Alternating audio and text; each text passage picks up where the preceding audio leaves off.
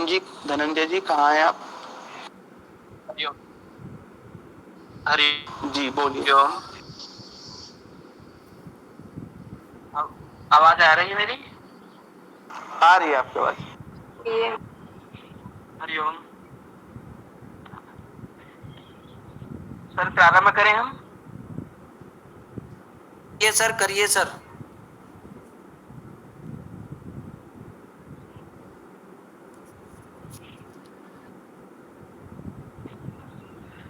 मौलौ बरहजुषे मनोज्ञ वपुषे पद्मो लसत चक्षुषे कालीयाहिरुषे सलील जनुषे नव्यांबुवाहतुषे।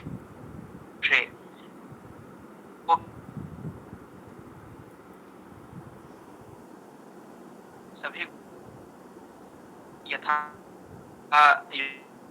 योग्य प्रणाम करके प्रदत्त विषय का उपस्थापन। जैसा कि हम सभी ने पीपीटी के माध्यम से देखा कि विषय क्या है, बाल श्रम के ऊपर हमारा प्रस्तुतिकरण है। सर्वप्रथम हम भूमिका के को मद्देनजर रखते हुए हम इस विषय को जो है प्रतिष्ठापित करेंगे। बाल श्रम का मतलब यह है कि जिसमें कार्य करने वाला व्यक्ति कानून द्वारा निर्धारित आयु सीमा से छोटा होता है। इस प्रथा को कई देशों और अंतरराष्ट्रीय संगठनों ने शोषित करने वाली प्रथा माना है।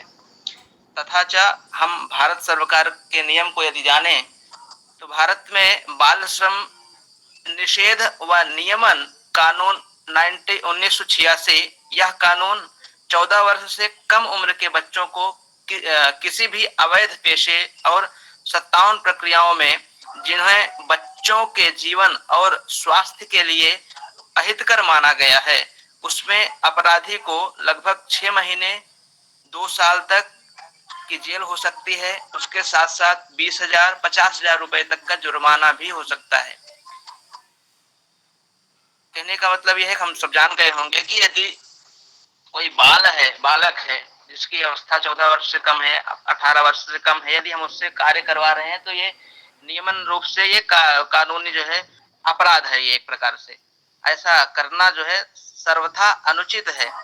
तो इस विषय का पूर्ण रूप से उपस्थापन इस विषय में विस्तार से हम अभी पीपीटी के माध्यम से ज्ञात करेंगे। अब हम बहुत बढ़िया। नीलिमा जी से निवेदन करते हैं अपने विषय को प्रस्तुत करें। अच्छा, धन्यवाद धनंजय जी। सभी को मेरा प्रणाम। स्लोगन है बाल श्रम को खत्म करें, उनका जीवन सुगम करें। बाल श्रम को खत्म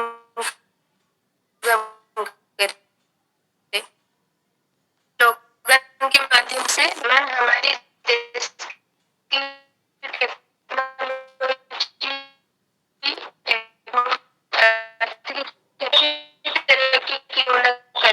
लेकिन देश में से बाल श्रम को संपूर्ण मजदूरी पर काम पे लगाते हैं। पढ़ाई लिखाई और खेल कूद करने की तो विभिन्न प्रकार की फैक्ट्री, होटल, दुकान आदि में मजदूरी कर रहे हैं। वो बच्चे भी चाहते होंगे कि वो भी पढ़ाई लिखाई करके बड़े आदमी बने और खुशी से रहे, लेकिन शायद वो बच्चे भी किसी कारण मजबूर होंगे मजदूरी करने के लिए।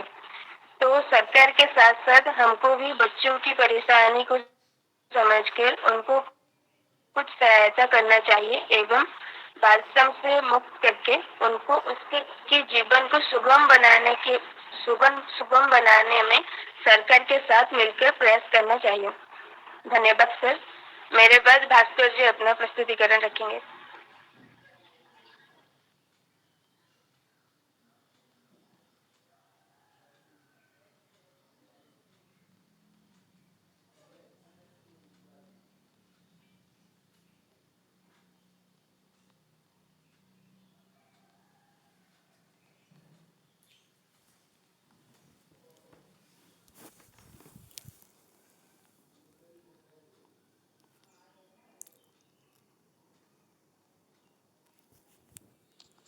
सर्वेभ्यो नमो नमः।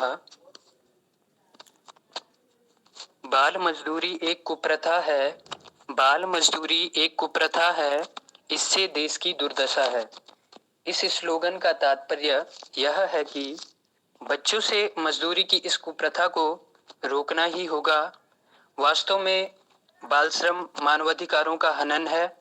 मानवाधिकारों के अंतर्गत प्रत्येक बच्चों को शारीरिक, मानसिक एवं सामाजिक विकास का अधिकार है, लेकिन यथार्थ रूप से देखा जाए तो स्कूल, खेल, प्यार, स्नेह, आत्मीयता आदि इनकी कल्पना में ही रह जाते हैं। हम यह सोचते हैं कि इस तरह की सामाजिक कुरीतियों को समाप्त करने का दायित्व केवल सरकार का ही नहीं, अपितु समाज के हर एक नागरिक का दायित्व है। इसलिए हमें इन बच्चों से बाल श्रम न करवाकर इन्हें प्यार देना होगा। बच्चे देश का भविष्य होते हैं। देश के विकास के लिए हमें बाल श्रम को रोकना ही होगा। धन्यवाद। इसके बाद मैं किशन सुयाल को आमंत्रित करना चाहता हूँ। जी धन्यवाद। सर्वेभ्यो नमो नमः। मैं स्लोगन बोलने से पहले बाल श्रम के बारे में आंकड़े रखना चाहूंगा जो हम आगे नहीं रख पाए थे। 2011 की जनगणना के आंकड़ों के अनुसार भारत में 5 से 14 साल के 25 करोड़ बच्चों में से 1 करोड़ बाल श्रम कर रहे हैं। भारत में करीब 43 लाख से ज्यादा बच्चे बाल मजदूरी करते हुए पाए गए हैं। यूनिसेफ के मुताबिक दुनिया भर के कुल बाल मजदूरों में 12% की हिस्सेदारी अकेले भारत की ही है। अब मैं अपना स्लोगन बोलूंगा, बाल मजदूरी हटाओ, बच्चों का जीवन बचाओ। जिस उम्र में बच्चे खेलते हैं, पढ़ते हैं, जिस उम्र में उनके हाथों में कलम होनी चाहिए, उन हाथों में कुदाल है, यह बच्चों के भविष्य के लिए और देश के भविष्य के लिए ठीक नहीं है। इस प्रकार कह सकते हैं कि बच्चों को बचपन में बाल मजदूरी करवाना, उन्हें पढ़ाई न करवाने के कारण उनका जीवन संकटों से भरा रहता है। अतः बच्चों को बचाने के लिए, बच्चों के जीवन को बचाने के लिए बाल मजदूरी हटाना बहुत आवश्यक है। अंत में कहना चाहूंगा, बाल मजदूरी हटाओ, बच्चों का जीवन बचाओ। धन्यवाद। बहुत सुंदर, बहुत सुंदर। अब मैं हिमांशु भाई को बुलाना चाहूंगा। प्रणाम सभी को। आप समर्थ हो तो किसी गरीब बालक को पढ़ाएं, अत्याचार और मजदूरी से उनका जीवन बचाएं।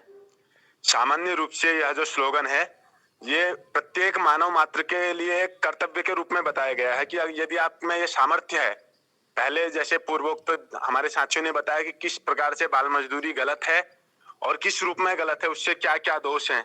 तो इसके बाद ये बता रहे हैं कि कई बालक ऐसे होते हैं जिनको आप जो स्वतः पारिवारिक रूप से समृद्ध नहीं होते कि वो पढ़ पाए, मजबूरी में वो जाते हैं, तो उनके लिए ये कहा गया है कि सामान्य रूप से अपील की गई है एक कि यदि आप में इतना सामर्थ्य है कि आप अपने 2 बच्चों को पढ़ा रहे हैं, तो किसी एक और बच्चे का खर्च उठा के उसको पढ़ाएं। उसको पढ़ाने का खर्च, उसके रहने का खर्च इत्यादि आप करें, और इससे क्या होगा, अत्याचार और मजदूरी से उनका जीवन बचाएं। तो जो उनके ऊपर लोग उनकी मजबूरी का फायदा उठाते हुए लोग उनसे बाल मजदूरी कराते हैं, तो उनसे उनको बचाते हुए अपने सामर्थ्य के अनुसार जितना हो सके, जिससे 1 का हो सके, 2 का हो सके, अनेकों का हो सके, तो उनको पढ़ाते हुए उनके जीवन को बचाएं। धन्यवाद। अग्रिम क्रम में मैं धनंजय जी को बुलाना चाहूंगा। शिक्षा ग्रहण करने का क्षण छोड़े मजदूरी और श्रम।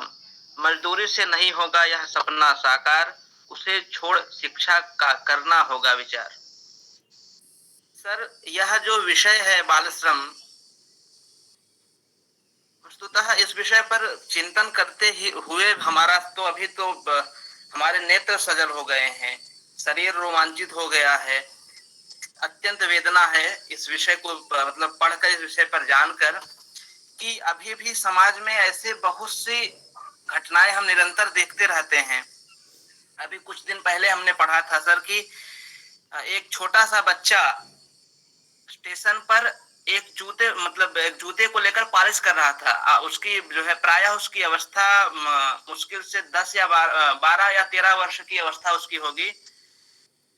तो वो बच्चा जो है पालिश कर रहा था, नीचे कुछ शब्द लिखे थे सर कि और ये कोरोना काल के ऊपर ही कुछ ऐसे शब्द हैं कि हमने तुम्हारे शहर को छोड़ दिया साहब, अब अमीरी किसे दिखाओगे। तो इस तरह के जो शब्द वहां पर थे, इससे अत्यंत वहां पर करुणा झलक रही थी सर। पुनश्च अभी समाज में ऐसे हम बहुत से निरंतर जो है घटनाएं, निरंतर ऐसे दृष्टि, ऐसे जो है चित्र को अपने नेत्रों के पुरता जो है उसका साक्षात्कार करते हैं। इसमें जैसे कि अभी हमारे भास्कर जी ने बताया कि इसमें समाज और सरकार दोनों का जो है, दोनों का सहयोग न होने के कारण ऐसा जो है समाज में इतनी व्यावृत्तियां फैली हुई हैं, जिसके कारण जो है हम देखते हैं जो धनिक है वो धनी ही होता जा रहा है, जो निर्धन ही होता जा रहा है। तो अवश्य बच्चों पर या समाज में जो इस तरह के मजदूर वर्ग हैं उन पर अवश्य ध्यान देना चाहिए और यथासंभव हमें प्रयास करना चाहिए। एक और जो है हमने पढ़ा था सर कि हालात मजबूर कर देते हैं भटकने को साहब, घर से निकला हर शख्स आवारा नहीं होता। तो इस तरह के जो शब्द हैं सर, ये अत्यंत मतलब करुणापूर्ण शब्द है कि जो बच्चा सर पे गट्ठर रख के जा रहा है, उसपे है कोई समस्या, उसके परिवार में है कोई समस्या, उसमें वो जिससे लिप्त होकर वो ऐसे कर्म में है, ऐसा काम कर रहा है, तो यथासंभव सरकार को और यथासंभव समाज को इस दृष्टि पर जो है विचार, इस कर्म पर विचार करना चाहिए और पूर्ण रूप से सहयोग भी करना चाहिए, जिससे समाज से या इस कष्ट को, इस समस्या को हम दूर कर सकें। धन्यवाद। इसके पश्चात हम अपने मित्र राहुल जी को बुलाना चाहते हैं।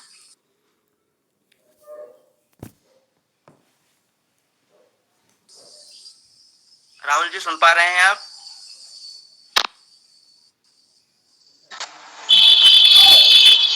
हरिओम। हरिओम। बोलिए बोलिए, आपकी आवाज आ रही है, बोलिए। हाँ, वो नेटवर्क समस्या है गुरु जी, इस कारण थोड़ा सा। गुरुभ्यो नमः। बोलिए बोलिए। अन्य सभी सहपाठियों के लिए भी नमस्कार। आज के स्लोगन में मेरा जो स्लोगन है वो बच्चे हैं देश का भविष्य, उच्च लक्ष्य को बनाएं इष्ट।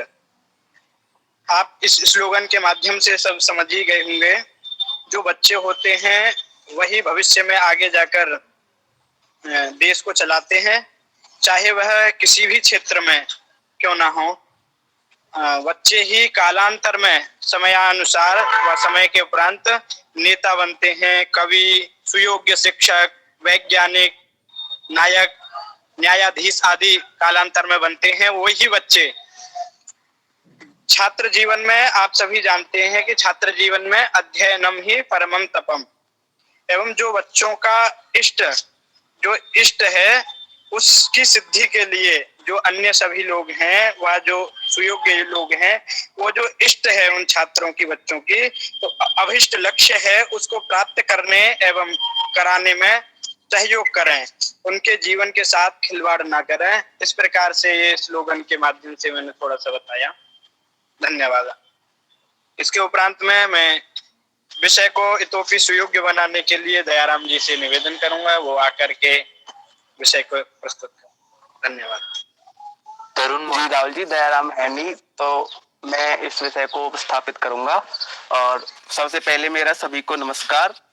और हमारा जैसा कि आज का विषय है बाल मजदूरी, तो उसी को लेकर मैंने ये एक खुद लिखा था ये स्लोगन, तो जो है कारखानों के अंधेरों में घुटता मेरा दम, कारखानों के अंधेरों में घुटता मेरा दम, मजबूरी में बड़ा न बनाओ, मजबूरी में बड़ा न बनाओ, अभी तो मेरी उम्र ही है कम। तो यह जो स्लोगन है इसके माध्यम से मैं बताना चाहता हूं कि ये स्लोगन बाल मजदूरी के ऊपर है, लेकिन इसमें जो मैंने विचार प्रकट करने चाहे हैं वो एक बाल मजदूर के हैं। उसमें क्या होता है कि एक बच्चा जो कि कारखानों में काम करता है, जैसे कि बीड़ी, तंबाकू आदि, जो बाल मजदूरों की अधिकता कहां पर होती है, जहां पर मादक पदार्थों का निर्माण होता है। क्योंकि जो सामान्य जन होता है, जो व्यक्ति बड़ा होता है, वो इन कार्यों को करने में अवहेलना करता है, लेकिन बच्चे होते हैं बेचारे गरीब होते हैं, अन्य वर्गों से होते हैं, तो उनकी मजबूरी होती है और ऐसा काम करने वाले लोग उनकी मजबूरी का फायदा उठाकर उनको अपने साथ जोड़ लेते हैं और कारखानों में उनसे काम कराते हैं। तो उनका यही है कि ऐसे बच्चों को ना तो कारखानों में कभी ऐसे काम किया जाना चाहिए, जैसे कि ईंट भट्टे की फैक्ट्रियां हैं हमारे यहाँ पे, तो बहुत सारे बच्चे होते हैं कि एक तरफ तो गांव के बच्चे स्कूल की तरफ जा रहे हैं और एक तरफ एक बच्चा अपने सर पे अपना रख के जो होता है ईंट वगैरह, और वो अपना जा रहा है, मजदूरी कर रहा है। तो वहां पर समाज की दो दृष्टियां हमको दिख जाती हैं कि एक तो हम देख रहे हैं कि हमारा बच्चा पढ़ रहा है और एक देख रहे हैं कि एक बच्चा कारखानों में जाकर, फैक्ट्री में जाकर मजदूरी कर रहा है। और यही वे बच्चा चाहते हैं कि आप वो मजबूर भी सकते हैं, उनकी मजबूरी है कि वो कमा नहीं पा रहे हैं, या फिर उनका पिता नहीं है, या फिर उनकी आर्थिक स्थिति इस प्रकार से नहीं है कि वो पढ़ पाए। लेकिन हम लोगों को, समाज को उस चीज का फायदा न उठाकर उन लोगों को आगे बढ़ाना चाहिए, क्योंकि उनकी अभी कोई उम्र नहीं है कि वो कोई काम करें और इस प्रकार से अपने जीवन को नष्ट करें। और अगली स्लाइड भी शायद मैं ही करूंगा, तो भास्कर जी आगे बढ़ाइए।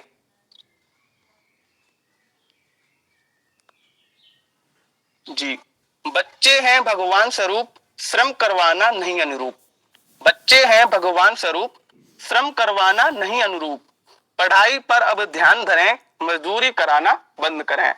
जैसा कि पहले मेरे मित्र लोग बता चुके हैं कि शिक्षा है वह बहुत जरूरी है और हम सभी लोगों को इसके लिए आगे आना चाहिए कि जहां भी हम बाल मजदूरों को देखते हैं, किसी चाय की टपरी पर या फिर किसी कारखाने में काम करते हुए, या फिर हम किसी शहर में रहते हैं, तो शहरी लोगों में क्या होता है कि लोगों के मुखौटे अलग अलग होते हैं। कोई व्यक्ति समाज सेवी होता है और यदि उसके घर पे जाते हैं, उसके कोठी बंगले पे जाते हैं, तो देखते हैं कि एक 9 वर्ष का लड़का उसकी गाड़ी को साफ कर रहा है, एक 10 वर्ष का लड़का उसके घर में पोछा लगा रहा है। ये वास्तविकता है। तो हमको इस प्रकार का दोगलापन नहीं रखना चाहिए। और जो बच्चे हैं वो भगवान का स्वरूप है, उनको हमको ऐसे श्रम नहीं करवाना चाहिए। हमको यह करना चाहिए कि उनकी पढ़ाई कैसे सुनिश्चित हो, उनका भविष्य कैसे सुनहरा सुनिश्चित हो, और इस प्रकार से हमको उनसे मजदूरी न कराकर उनके बेहतर भविष्य के लिए प्रयासरत होना चाहिए। धन्यवाद।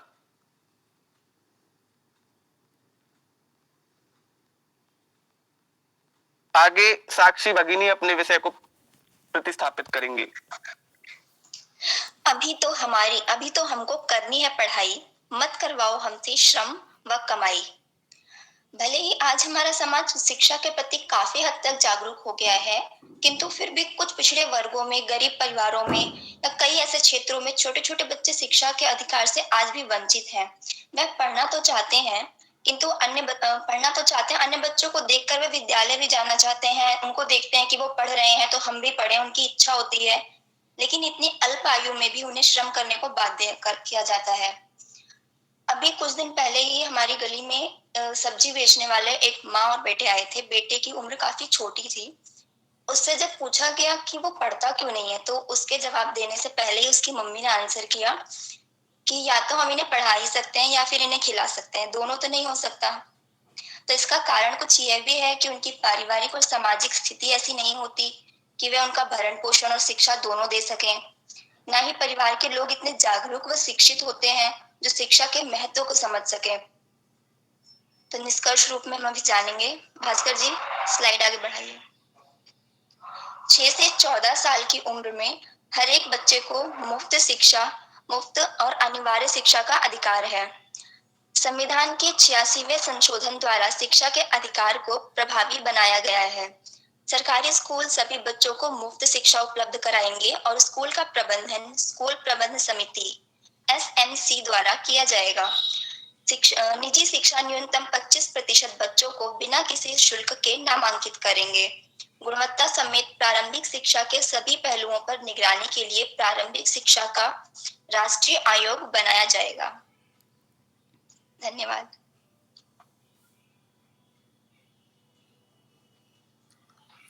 सर धन्यवाद। हमारा विषय यहीं पर समाप्त होता है सर। कहीं भी दोष हो उसके लिए हम समूह के पक्ष से क्षमा प्रार्थी हैं सर। नहीं, यथासंभव यथाशक्ति आप लोग बहुत अच्छा प्रयास कर रहे हैं आज चार ग्रुप कंप्लीट हो गए आज तक।